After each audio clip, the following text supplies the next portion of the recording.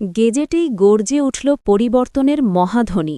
১৪ গ্রেডের নবম পে স্কেলের ঐতিহাসিক উত্থান, ২৫,০০০ থেকে ১,৬৫,০০০, শতভাগ পেনশন ও ভাতায় রাষ্ট্রসেবার নতুন যুগ। বন্ধুরা, বিস্তারিত আলোচনায় যাওয়ার পূর্বে এখনও যারা চ্যানেলটি সাবস্ক্রাইব করনি, দয়া করে এখনই চ্যানেলটি সাবস্ক্রাইব করে বেল বাটনটি অন করে দিন। অবশেষে আজ প্রকাশিত হল জাতীয় নবম পে স্কেলের চূড়ান্ত গেজেট।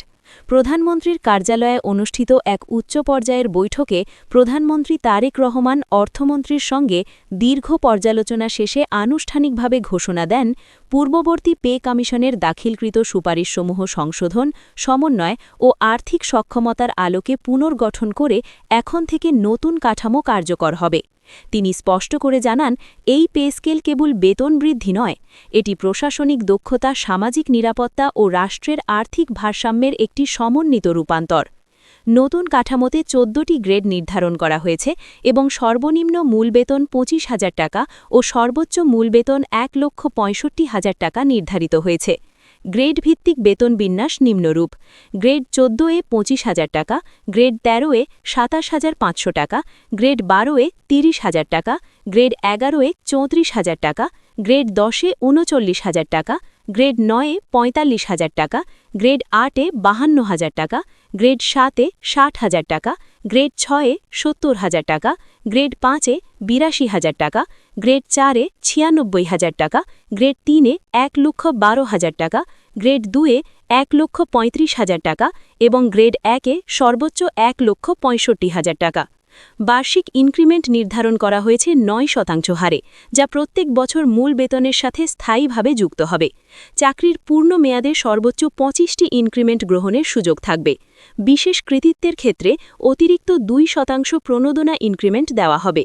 পেনশন ব্যবস্থায় আনা হয়েছে পূর্ণাঙ্গ সংস্কার। অবসরের পর সর্বশেষ প্রাপ্ত মূল বেতনের ১০০% পেনশন কার্যকর হবে। অবসর ভাতা বা গ্র্যাচুইটি নির্ধারণ করা হয়েছে সর্বশেষ মূল বেতনের ২০ মাসের সমপরিমাণ। পারিবারিক পেনশন হবে মূল পেনশনের ৮০%। অবসরকালীন এককালীন সম্মানী সহায়তা হিসেবে অতিরিক্ত ৫ লক্ষ টাকা নির্ধারণ করা হয়েছে। চিকিৎসা ভাতা মাসিক ৬,৫০০ টাকা নির্ধারণ করা হয়েছে। গুরুতর রোগের ক্ষেত্রে বার্ষিক চিকিৎসা সহায়তা তহবিল থেকে সর্বোচ্চ ৩ লক্ষ টাকা পর্যন্ত অনুদান প্রদান করা হবে। বাড়ি ভাড়া ভাতা নির্ধারণ করা হয়েছে ন্যূনতম ৮,৫০০ টাকা। মহানগর এলাকায় মূল বেতনের ৫০% অথবা সর্বোচ্চ ৪০,০০০ টাকা, জেলা পর্যায়ে ৩৫% এবং উপজেলা পর্যায়ে ২৫% হারে প্রদান করা হবে। শিক্ষা সহায়তা ভাতা প্রতি সন্তানের জন্য ২,০০০ টাকা, সর্বোচ্চ ২ সন্তানের ক্ষেত্রে প্রযোজ্য। যাতায়াত ভাতা ৩,০০০ টাকা মাসিক। টিফিন ভাতা ১,২০০ টাকা। দাপ্তরিক দায়িত্ব ভাতা গ্রেড ভেদে ৪,০০০ থেকে ১২,০০০ টাকা। ঝুঁকি ভাতা ৮,০০০ টাকা। প্রযুক্তি ভাতা ৩,৫০০ টাকা। পোশাক ভাতা বছরে ১০,০০০ টাকা। উৎসব ভাতা বছরে ২ বার, প্রতিবার মূল বেতনের ১০০% হারে প্রদান করা হবে। নববর্ষ ভাতা ২৫%। বিশেষ প্রণোদনা বোনাস বছরে ১ বার, মূল বেতনের ৫০% হারে।